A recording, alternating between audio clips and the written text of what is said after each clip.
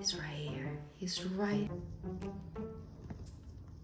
This was a blissful morning sometime in late August. On the weekends, I decided to go sightseeing by myself. And I keep a distance. I give a bison good, respectful distance. Even though people get very close to the bison and you have to be very careful.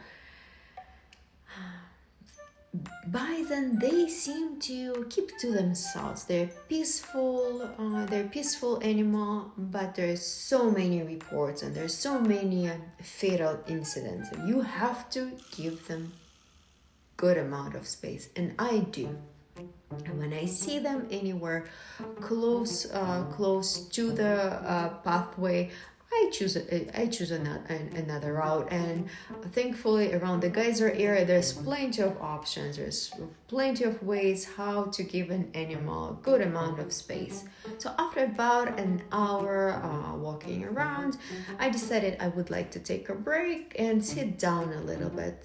For a little bit, I found a log, not too big, maybe like this tall log, and I sat on it and I was just pondering life. I was pondering life. Maybe 10 minutes have gone by, maybe 30. I turned my head and he's right here. He's right here. I can feel his breath. And I think the reason why I even turned around, because I felt his breath. The birds chirping, and he blended with nature so well that I did not hear him approach me. I did not hear him. I did not see him. When I noticed him, he was right in my face. And there was not a time to make a move. There was no time or space to run. I didn't know what to do. I froze. I was staring at him. He was staring at me. And just intuitively, I made a slow movement. I got onto my knees. I don't know what I was thinking. I wasn't really analyzing the situation. I was moving pretty much intuitively. Maybe I thought I'm going to crawl away from him somehow eventually. But I was just standing on my knees staring at him at that point. He didn't seem angry. He was looking at me. It even seemed like he's amused at me. Maybe I looked funny to him that I was scared in that moment. And I don't know how much time went by. Maybe a couple minutes, maybe 1 minute. I don't know. The time stood still for me. I never been this close to an animal this size in my life. 600 pounds beast, and I'm in such a vulnerable position. The log is behind me. I don't have anywhere to run. It's a log behind me, beast is in front of me. One move and I would not be talking right now. And the next thing I know, he just keeps walking. And he just walked away.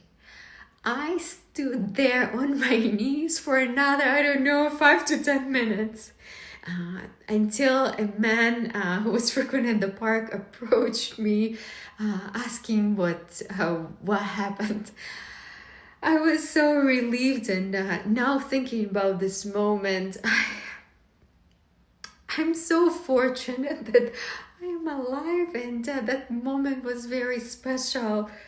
Now that I think about it, it was very special.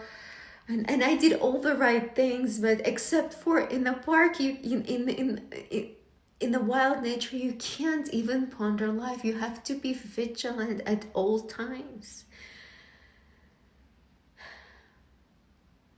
Bear spray and keeping the distance, and really, I don't know. And of course, in general, the animals, they do not want to attack you.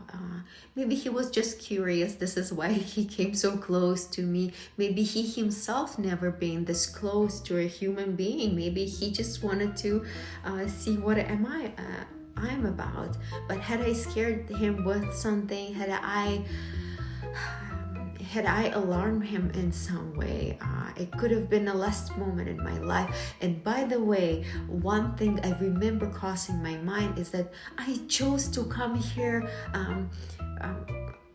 among all of the places I wanted to be in a peaceful place, and here I am right next to a 600-pound beast.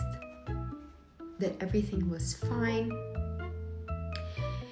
and I don't remember if I slept that night because of my heightened emotions. You have to be very careful and hike in a group of 3 or more. Bring a bear spray and keep a safe distance anywhere in the national parks.